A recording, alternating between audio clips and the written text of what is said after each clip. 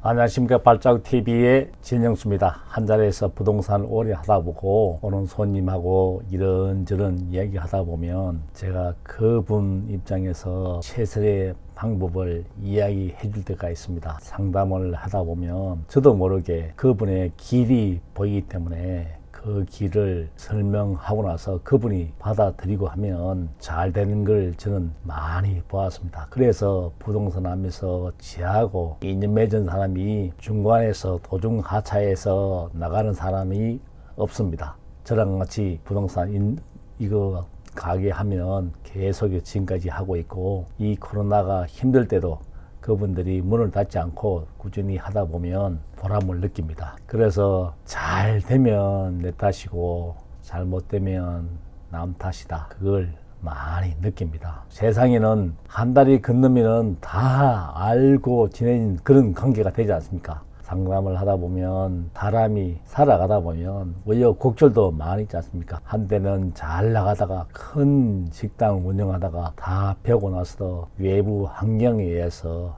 망해가지고 다시 오는 사람이 있습니다. 그래서 부모라면 특히 아버지보다는 엄마가 강하다는 것을 저는 느낍니다. 그분 찾아왔길래 제가 이야기 들어보니까 준비가 다 돼 있고, 그래서 구태여 앞에 가게 세 비싸고 하는 데도 전혀 상관없다. 그래서 이면도로 월세 딴 9평 되는 식당을 제가 얻어주고 나서 그 남편분한테 제가 얼마나 호되게 당했는지 모릅니다. 그러면서 제가 그랬습니다. 해보지도 않고 이렇게 하는 것은 안 되니까 일단은 결정됐으니까 한번 해보시고 그때 생각하시죠. 그러고 많은 세월이 흘렀어요. 제가 얼마 전에 점심 먹으러 갔다가 보니까 그때 8, 9년 만에 그때 진심으로 감사하다고 이야기를 합니다. 이 불황에도 두 부부가 팥죽 같은 땀을 흘리면서 손님을 쳐내는 거 보면서 이제야 느낍니다. 그 사장님이 진짜 감사합니다, 고맙습니다 하는 그 이야기를 들을 때 8년이란 세월이 걸렸습니다. 저하고 인연 맺는 사람들은 시간이 많이 걸려도 고마움을 표시한 그 덕분에 제가 보람을 먹고 삽니다. 또 하나에는 직장에서 명퇴를 당해서 세상은 참 공평한 것 같습니다. 하이트 칼라가 명퇴 당하고 나오면 진짜 할 것이 없습니다. 집에서 매일 방긋이 생활을 하다가 저하고 상담하면서 관리비가 한 달에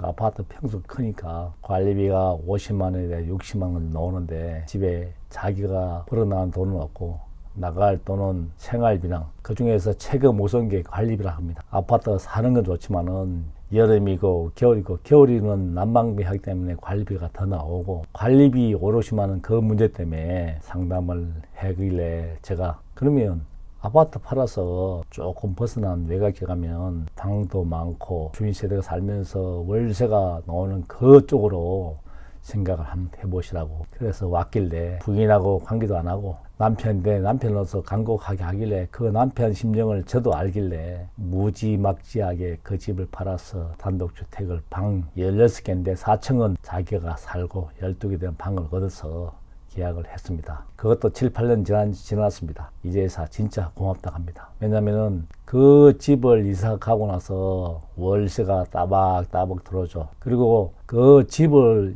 관리하면서 소일거리 하고 있으니까 좋고, 또 옛날 사람들이 그렇게 활기차게 하다 보니까 직장 생활도 다시 잡아서 좋고, 그래서 제가 부동산 하다 보니까 관상도 중요하지만은 관상보다 더 중요한 것이 심상입니다. 심상. 마음가짐을, 어떤 마음가짐을 가지고 매사에 임하는가 따라서 엄청나게 바뀐다는 것을 저는 알고 있고 실천하고 있습니다. 관상도 중요하지만 심상도 중요합니다. 무한정 그 고민하지 마시고, 관리비가 무섭다 그러면 거기에 맞게 자기 분수에 거기에 월세가 조금씩 나온다면 내가 그 집을 관리하면서 소일거리도 하고 집을 관리하는 그 보람도 있고, 그러면서 관리비 안 나가도 되고, 그 집을 월세 놓으면 거기 나오고. 그래서 딴 사람들은 지금 그 집을 팔아서 옮겨야 되는데 내 집이 올라 만큼 남의 집도 올랐지 않습니까? 그거는 제가 볼 때는 전혀 상관이 없고, 높은 가게에 팔았으면 자기가 소일거리 할 수 있는 1층에는 가게에 있다 그러면 가게 하던 사람은 또 가게를 해야 됩니다. 집에 놀면은 온 전신이 아파서 약값이 다 들어갑니다. 뭐 움직였을 때 활력이 있고 갈 데가 있고 보람도 있고, 그러면서 가게세도 내 집이니까 아낄 수 있고, 거기에서 월세가 조금 나온다 그러면 그 월세로서 보람을 가지고 그렇게 머리를 써야 됩니다. 길어진 노후, 언제 죽을지도 모릅니다. 현금 흐름이 앞으로 부자입니다. 지금 자식들한테 베이비 부모 세대들은 그야말로 부모들을 다 뒤짝거리 해주고 자식들 다 뒤짝거리 했는데, 정작 그 자식들은 내한테 뒤치다거리를 해야 되는데도 불구하고 세상 흐름이 자기 새끼, 자기 먹기도 바쁩니다. 그래서 자식들한테 손 벌린다는 것은 어린 반푼의 주도 없는 그 생각을 접으시고 내 노후는 내가 준비를 해야 됩니다. 그걸 꼭 명심하시고 나무 탓 하지 마시고 관상보다 더 중요한 심상을 꼭 유지하셔서 현실에 자족하고 오늘을 살아가는 그 모습 속에서 내일이 있습니다. 길어진 노후, 노년 무전 엄청나게 무섭습니다. 노년에 몸은 늙어가는데 돈이 없다. 비극입니다. 비극.